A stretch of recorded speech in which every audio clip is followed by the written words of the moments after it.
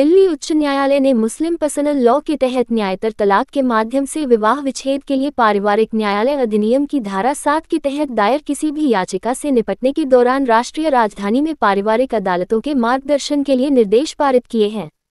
एक खंडपीठ न्यायमूर्ति रेखा पल्ली और न्यायमूर्ति सौरभ बनर्जी की खंडपीठ ने निर्देश दिया कि फैमिली कोर्ट प्रतिवादी को नोटिस जारी करने के बाद दोनों पक्षों के बयान दर्ज करेगी। न्यायालय ने निर्देश दिया कि जहां तलाक की शर्तें एक समझौते में दर्ज की गई हैं, यानी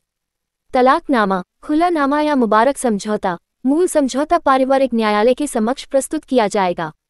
पीठ एक पत्नी द्वारा दायर अपील पर सुनवाई कर रही थी, जिसमें पारिवारिक अदालत के उस आदेश को चुनौती दी गई थी जिसमें उसके और पति द्वारा दायर संयुक्त याचिका को खारिज कर दिया गया था, जिसमें उनके द्वारा की गई घोषणा के संदर्भ में उनकी शादी को खत्म करने की मांग की गई थी। शादी मुस्लिम रीति रिवाज के अनुसार संपन्न हुई और समारोह मध्यस्थता विफल होने के बाद पति ने पत्नी की सहमति से तलाक कहा, जिसके बाद उन्होंने एक हलफनामे के माध्यम से एक संयुक्त घोषणा जारी की। ये पत्नी का मामला था कि पति के साथ उसकी शादी मुबारक के अनुसार समाप्त हो गई थी, जो कि मुस्लिम पर्सनल लॉ शरीयत एप्लीकेशन एक्ट 1937 के तहत मान्यता प्राप्त तलाक के तरीकों में से एक है। उन्हें अपने विवाह के विच्छेद की आधिकारिक घोषणा के लिए परिवार न्यायालय अधिनियम की धारा 7 के तहत परिवार न्यायालय का दरवाजा खटखटाने के लिए मजबूर होना पड़ा। पार्टियों की सहमति मुस्लिम पर्सनल लॉ के तहत विवाह विच्छेद का एक मान्यता प्राप्त तरीका है और इसे शायरा बानो मामले में शीर्ष अदालत ने विधिवत नोट किया था।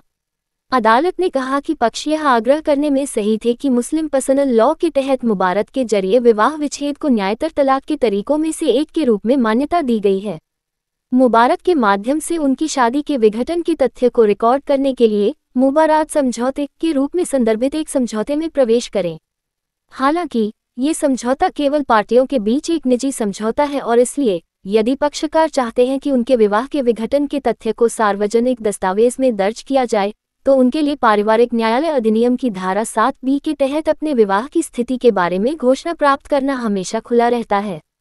कोर्ट ने कहा, बेंच ने अपील की अनुमति दी और घोषणा की कि दोनों पक्षों के बीच विवाह मुबारक द्वारा भंग कर दिया गया था।